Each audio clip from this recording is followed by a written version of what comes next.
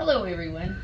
Today the story that I'm going to read connects to the SpaceX launch that took place this past Saturday, to the International Space Station. The International Space Station is where Chris Hadfield was stationed for a period of time, and he videoed all of those different pictures of him playing the guitar and brushing his teeth, and so that's really an interesting way to learn about outer space. We have in our family a small tabletop telescope that we like to bring out in the summertime to look at stars and the moon. Sometimes we can see the moon, and we find outer space very interesting. Comment below if you have anything interesting about outer space that you would like to share. So today I have the story called Man on the Moon, A Day in the Life of Bob. This story is written by Simon Barton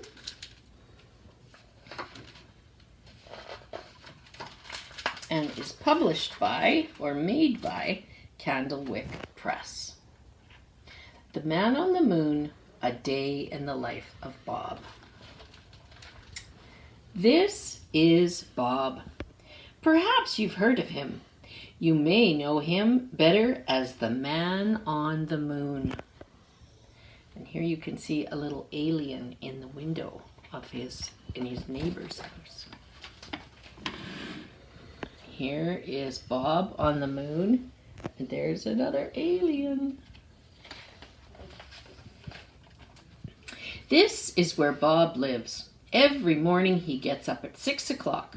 He has a cup of tea and 2 eggs for breakfast before leaving for the rocket launch pad. On the way, he stops to buy a newspaper and some chocolate candies. He's on his way to work on the moon. And there he goes up to his rocket. By 8 o'clock, Bob arrives at the launch pad. He changes into his special Man on the Moon suit and boards his fantastic rocket ship. He has to make sure he leaves by 8:45, or he won't make it to the moon by 9. On the way, he reads the newspaper and does the crossword puzzle. Bob starts his work. His job as Man on the Moon is very important. He has to keep the moon clean and tidy. Quite often, astronauts drop candy wrappers and cans.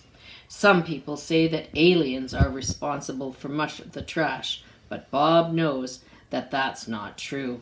There is no such thing as aliens.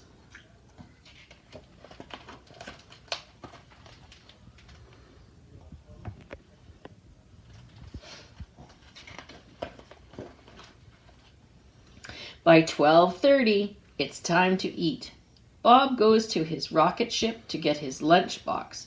Usually he eats 2 sandwiches, either cheese or peanut butter, an apple and some chocolate-covered nuts.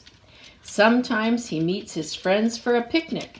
His 2 best friends are Billy, the man on Mars, and Sam, the man on Saturn. They talk about the stars and tell jokes.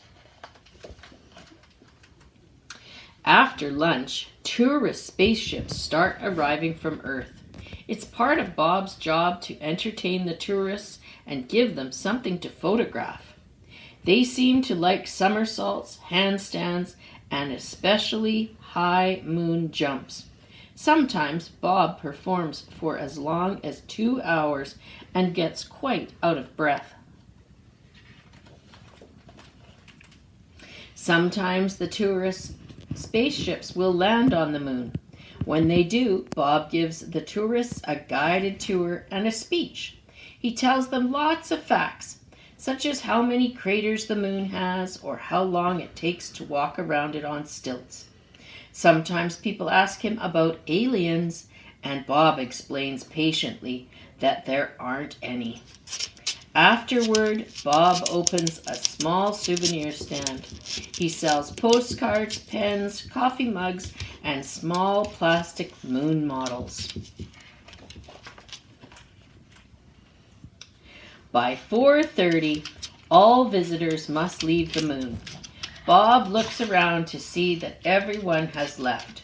He checks inside the big craters in case someone has fallen in, but there's never anyone there. You can look, the aliens would try to be quiet. The working day is nearly over. It's time to check that everything is in order before leaving for the night. Bob packs his equipment and any unsold souvenirs into his rocket. He switches on the moon's nightlight before jetting off towards Earth. By this time, he's very tired, but he still has to keep his wits about him while flying the rocket. As he reaches Earth, it's about 5 o'clock. The rush hour is in full swing, with everyone leaving work and going home, just like Bob.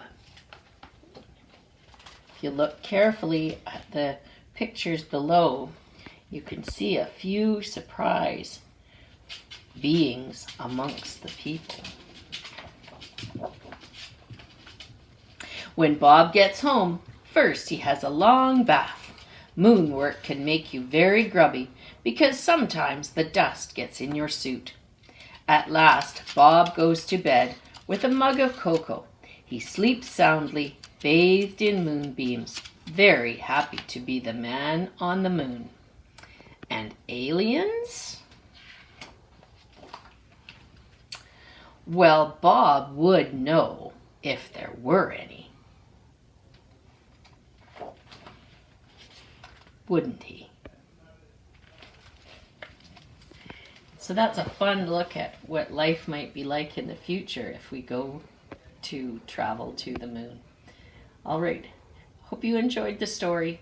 And remember, if you've got any ideas about what you think space might be like or interesting questions about the space, please comment in the space below. Thank you. Bye now.